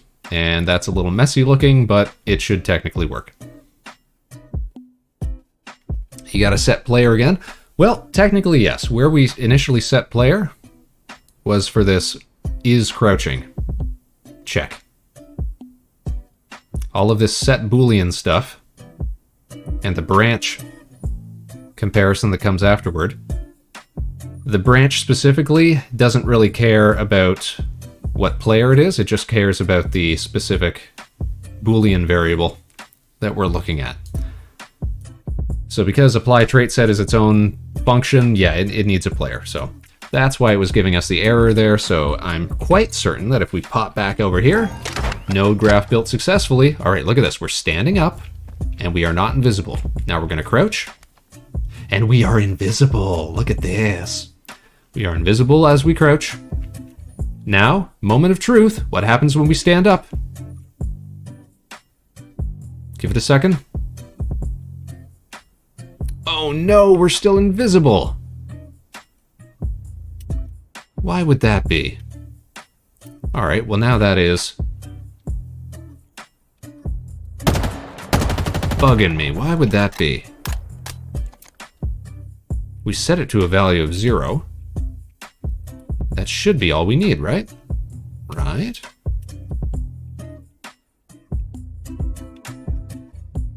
Or is that issue coming up again where we had that kill feed debug overload for such a long time? We're not going to suddenly pop back into being visible again with no explanation after like a few seconds, are we? Because that would be bizarre. That would be odd. You set it to trigger when standing? Yeah, so take a look at this.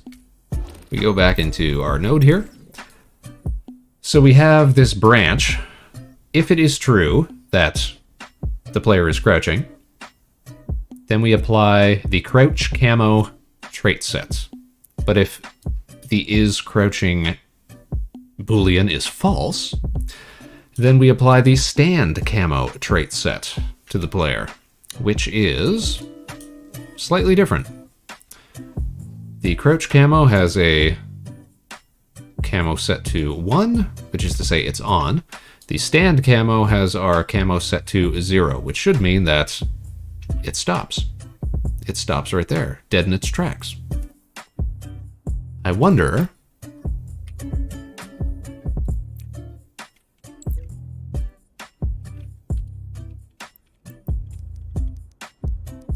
So we cannot set it to a negative value. It's not supposed to go higher than 1.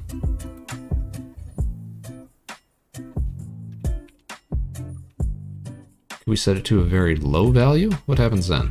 Let's find out. Doodle-doo. Alright.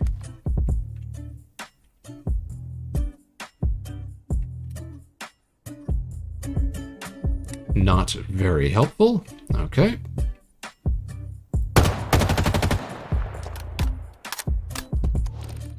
I wonder what could be the issue here then.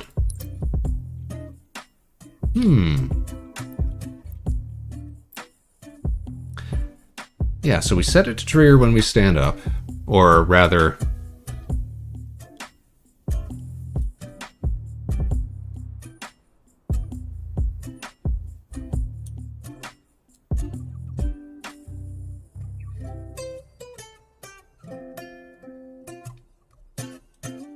Here's what we're going to try. We're going to copy this every second check.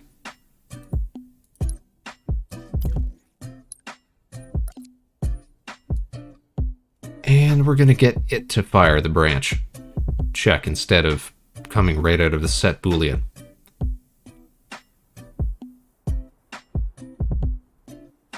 I wonder if that's going to have an effect. We'll see. And there's one more thing that I think might work. Oh, what's this? Apply trait set node contains input from multiple events. Oh, is that not allowed? Oh, okay. That's good to know. We're learning things here.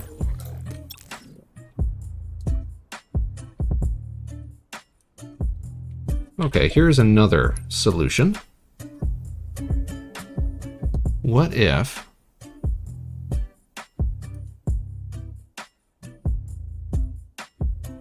the player crouch variable was object-based.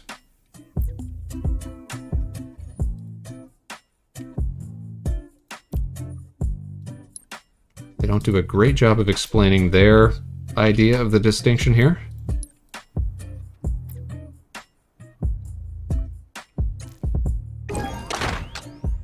We crouch. Okay. That doesn't work then. Object has to refer to objects then. Local should refer to the player. And then global would refer to like a single variable that everybody is influencing.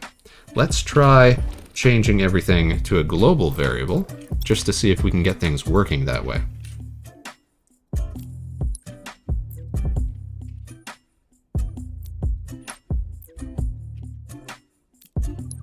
Debugging, you guys. Let's go.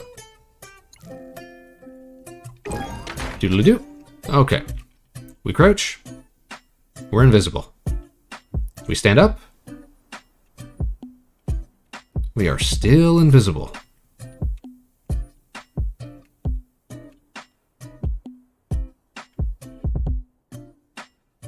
I wonder...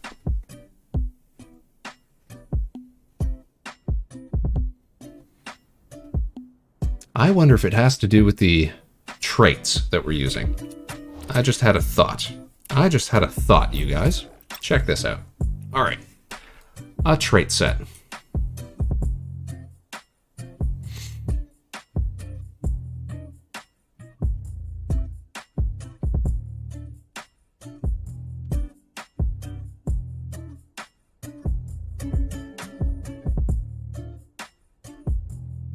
A trait list. Does invisibility have a timer? The way that we have set it up, no. The way that we have set it up, it'll be a permanent thing. If you're crouched, you should always have the invisibility. If you're standing up, you shouldn't. So first thing we have to do is we're going to change the scope back to local because that was working as intended.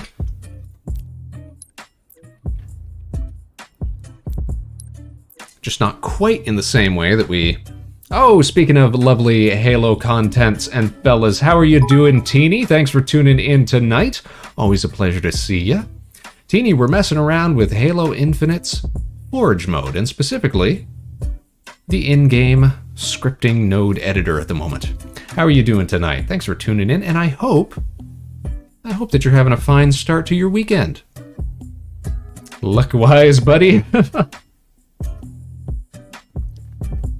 We're trying to be wise tonight, buddy. We're trying to figure out a way that we can make some fun little game mode. We're just messing around with the basics at the moment, but let's load up the game. We've got it set so that if we crouch down, whoop, we get active camo. We got that invisible.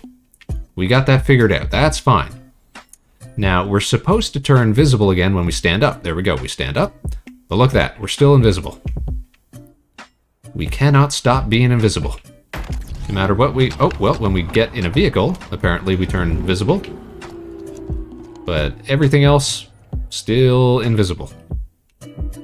Which is not our desire. So, right now I'm messing around with the node graph editor here. I've got my lovely assistant, Indigo Radio here, giving us helpful feedback. I'm sure you would do better than me. Have you ever tried messing around with it, Teeny? I know I've seen you play Reach and stuff before. The games, but I don't know if I've ever seen you mess around with Forge mode or anything like that. So right now we've got it set up so that every 1 second we get a list of players, and for each of those players, we check whether or not that player is crouching. And then if that player is crouching, we apply a trait set, listed up here, which turns on active camo. And if they are not crouching, if that condition comes in false, then we apply a different trait set where active camo is turned off. And I think that's what's giving us our problem at the moment. I wonder if applying a set of traits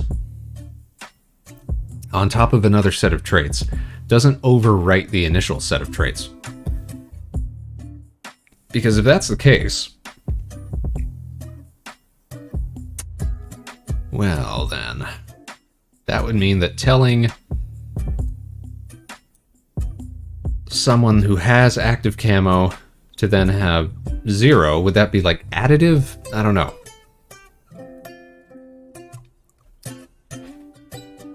So what we need to know then is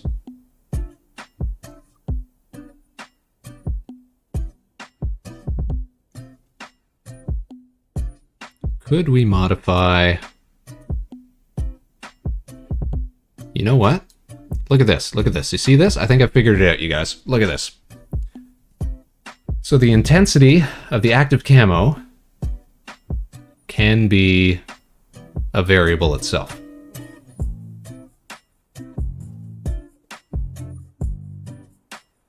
I think that's the key here. We need to create for ourselves, go back and make another true from soup for standing. Yes, we need it. We need to make a not trait application per se. We need to make a adjustment to these properties.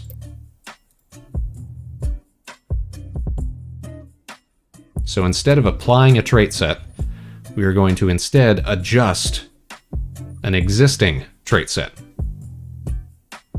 And the way that we are going to do that is we are going to go into variables. We are going to give ourselves a number. And that number is going to be 1. Oh, but you know what? That is not something that we can affect, so we probably instead need a more advanced variable. We need to declare and mess around with number variables. So we need to declare a number variable, and we are going to call this camo scalar. And we need another one that we are going to call...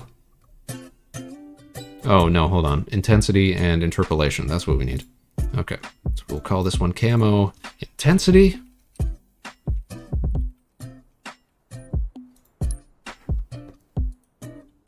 And we're going to create another one. Oh, first of all, we're going to set the scope to local. And we're going to set the initial value as 0. That's good. Then we're going to copy that. We're going to call this one camo interpolation. Interpolation. There we go.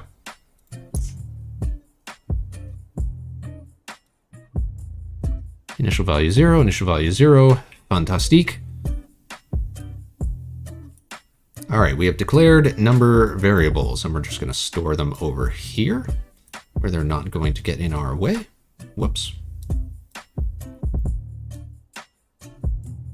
Just going to arrange them like that, because they feed into this. Okay. So I think we're not even going to need stand camo as a trait set once we finish everything here. We're going to keep it around for a second. Yeah, right? So the intensity, I believe, is referring to the transparency of the camo. Or rather, like whether it's a soft camo or that complete wavy invisibility effect. The interpolation value here, if I had to guess,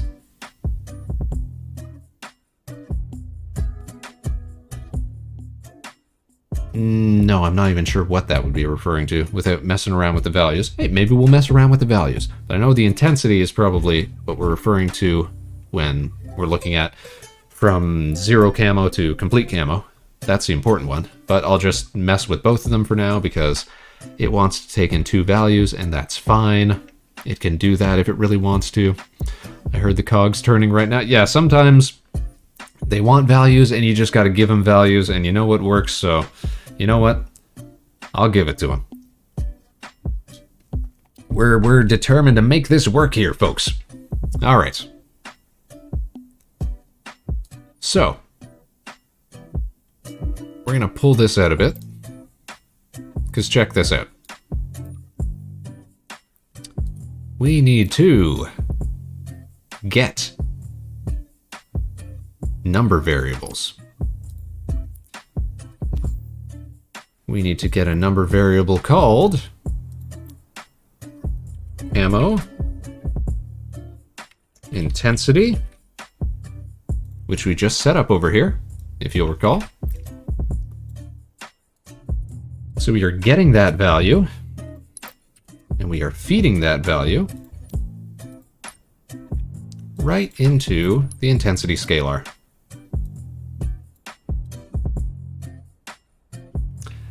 And do you know what else we need, class?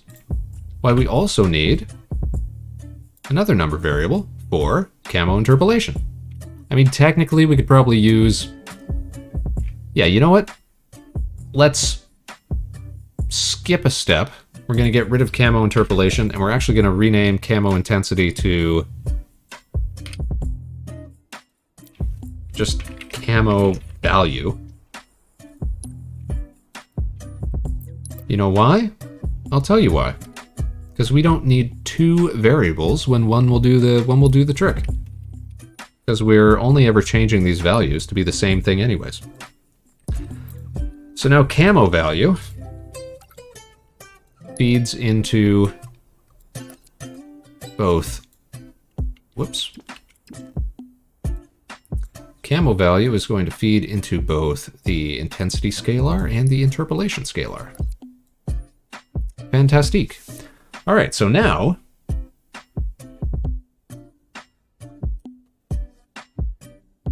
instead of the if apply trait, whatever apply trait, here's what we are going to do.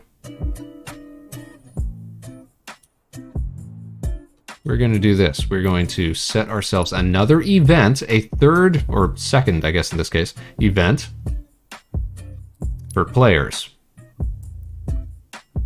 On player spawn.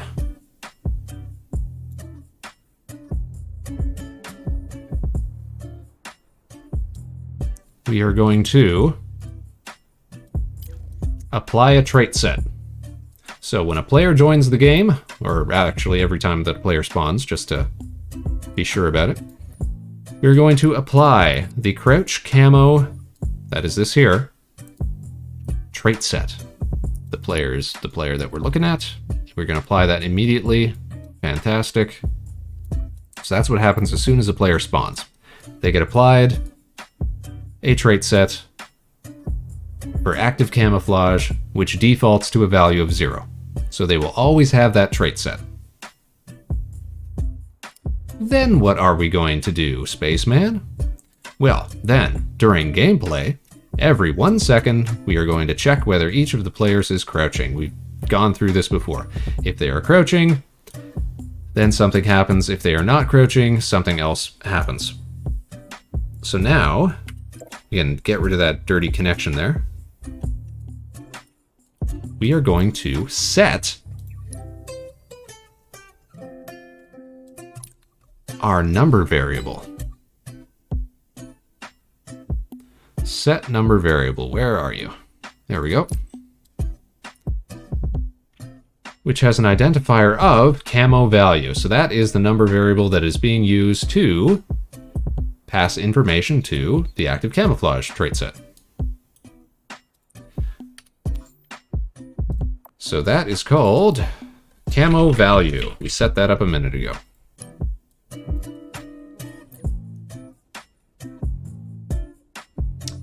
So if true, we're going to set that number value to, and this is where we can actually use a very basic variable, a number with a value, where'd you go? With a number value of 1. There we go. So if they are crouching, then the value of camo value becomes 1. Make it easy to read there. And of course the scope has to remain local. Now we are going to copy these. There we go. Drag them down here because we have to do the inverse. If the player is not crouching,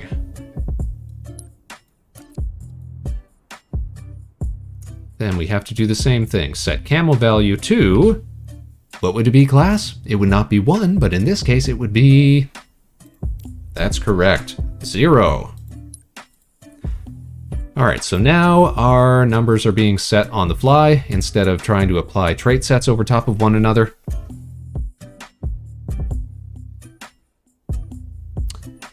It looks like everything should work here. One more time, when the player spawns in, they get applied the crouch camo trait set. Crouch camo trait set sets your active camouflage based on a value called camo value. Camo value defaults to a value of 0, so when you spawn in it should be 0.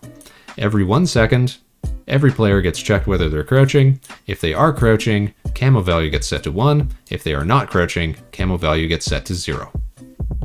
Pretty straightforward at the end of all things when you finally get down to it. What an evening of discovery this has been. Let's see if it works. Declare trait set. Variable nodes cannot be used to initialize variables or event nodes. Alright, what do you mean by that? Variable nodes cannot be used to initialize variable or event nodes. Okay, I think I know what the problem here is. They are saying that we cannot use a variable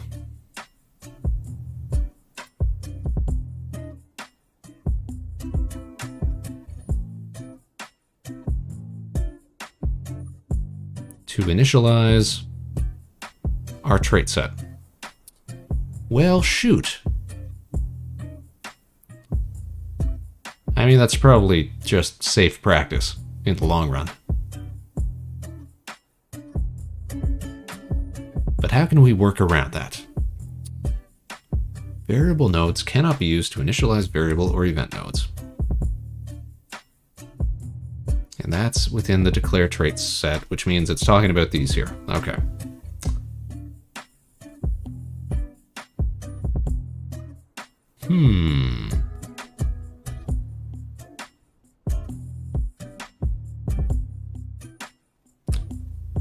But we could still set it later, right? Right? One presumes. See, problem is, we've already gone this route, trying to apply trait sets over top of other trait sets. Maybe we're still missing something. We don't need this anymore, that's gone.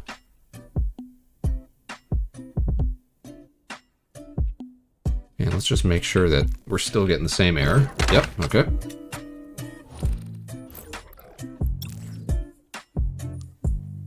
So the problem then is that we cannot use variables to declare trait sets right from the get-go. Maybe later, but not right from the get-go.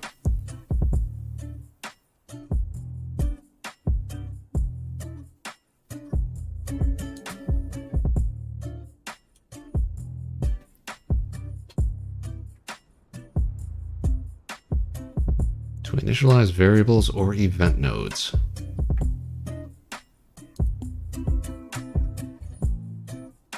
This isn't the problem here. Surely not. Nope, because that gives us more problems. Okay. So that was fine and dandy. That was set up fine. I gotta lurk for a little bit. No worries. No worries, Indy. If we get this sorted out, we'll probably call it a night. But I thank you for tuning in. You have a great rest of your weekend. Take care. I hope we get to see you again real soon. Thanks again for dropping by.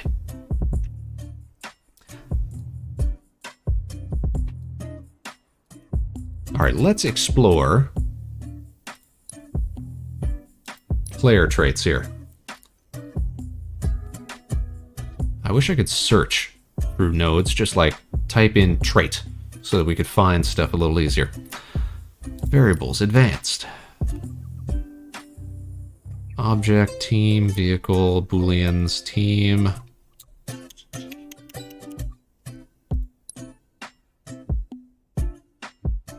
We have a whole section for traits. All right, let's explore this a little more. Declare trait set, get random traits, remove trait set. Well.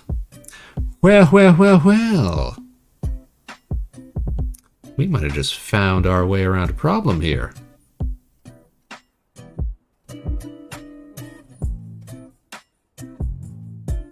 So check this out, Space Cadets.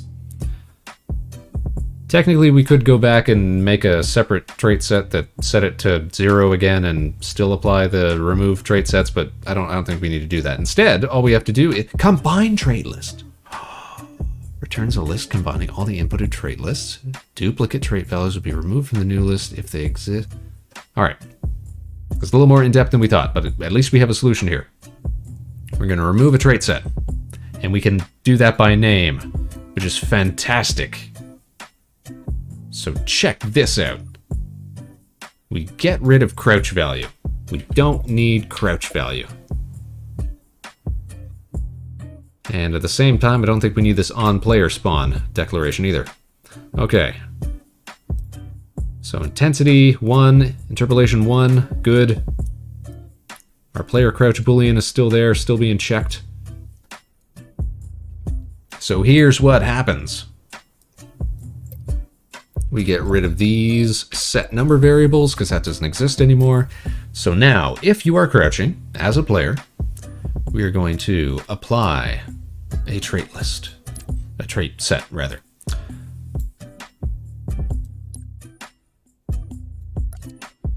And the identifier on that is going to be player crouch. No, what was it called? Crouch camo? Crouch camo. Crouch.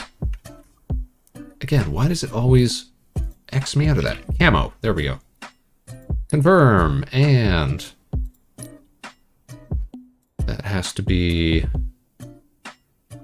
linked to the player, the current player that we are looking at. So again, this becomes a little ugly. And if it is false, which is to say, the player's not standing. Or not crouching, rather. Look at me getting confused now. Then we want to remove a trait set, if it exists. I wonder if this will throw us an exception or an error or something. If we try to remove a trait set, which is not already applied to a player. We're going to find out. I want to set that apply immediately to true. There we go. And then we were going to give the same info here. Crouch. There must be some sort of like Shift-C command built into this that I'm interfering with. Crouch camo. There we go. And we want to remove it immediately, and the player is our current player. Bravo, Spaceman! I think you figured it out. Okay, and it only took us, what? 2 hours. Fantastic. Okie dokie, we're going back to the main screen. We're building, and look at that. We're not crouching, and we're not getting an issue because we're not crouching. We're crouching, and we go invisible. We go invisible. Now for the moment of truth. You stand up. Oh! Oh, though, and it's so smooth. We're running. We're sliding. We're crouched. We're invisible. We're shooting. But we're crouched, so we turn back invisible. That's just general crouch mechanics. That's fine. I don't mind that. We're hitting. We go back to being invisible. Fine. Big claps, right? And we stand up, and ooh, we smooth right back into visibility. That is slick. And pretty easy once you know, find all the pieces that you're looking for. Like, I didn't know there was just a remove trait set node. Like, you need a encyclopedic knowledge of all the nodes available to you. Because here I was trying to, like, mess with the values themselves. But if there's an apply trait set, then yeah, sure, maybe there is a remove trait set. You just got to go looking for it. You need, like, a whole coding language book just to figure this thing out. You need the whole API documentation. But that, guys, I mean, we could build upon that. Like some of those other ideas. Like when we were talking about the trait set stuff, there was stuff like can't shoot while you're camoed, or can't, or crouched, or can't throw grenades and stuff like that. So you can make like a whole sneaking mini game or something like that. The point is, you can do cool stuff right in engine with Halo Infinite. And that's pretty rad. I mean, I think so. I think everybody else thought so too. So I'd call that a win tonight, you guys. I'd call that a win. I'd call that a victory, if you will. Whew. But I've had enough of this. I don't know about you guys. Let me X out of this. See if I can't save this. I'm going to save this map. Map saved. Okay, perfect. Oh no, that's not going to like overwrite. I don't know if that's going to be an issue or not.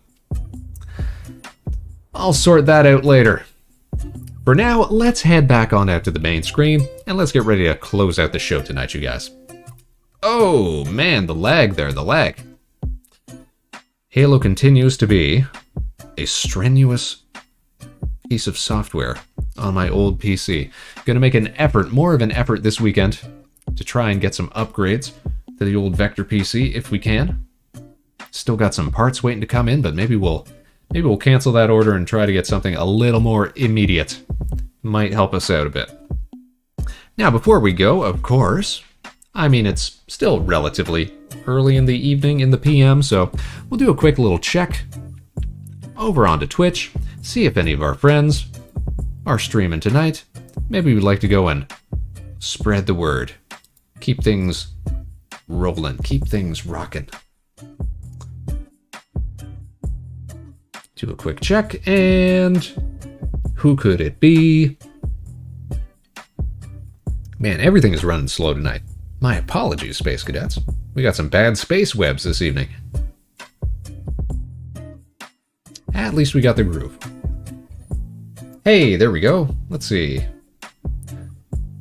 Why don't we go and say hi to the lovely, lovely members of the Nova Swarm? It looks like they're probably doing some Final Fantasy stuff tonight, if I know them. Yes, it's raid night, you guys. That's right. I actually heard about this from our guest on Wednesday, Neff. She was talking about she's doing raids with the Nova Swarm, so we'll probably see a lot of cool peoples on their stream tonight. So let me set up that Nova Swarm raid, and we will get set to take off into the evening.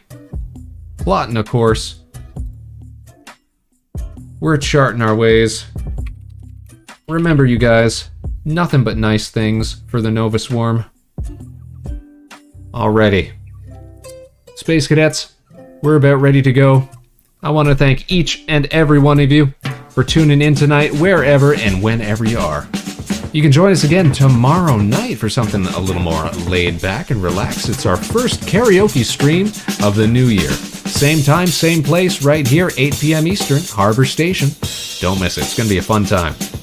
Until then, of course, no matter what life throws your way, good luck and Godspeed. Now, stick around for that raid. Say nice things to the Nova Swarm. We're sending you off for some more great content for your evening. Take care, everybody, and we'll see you again real soon.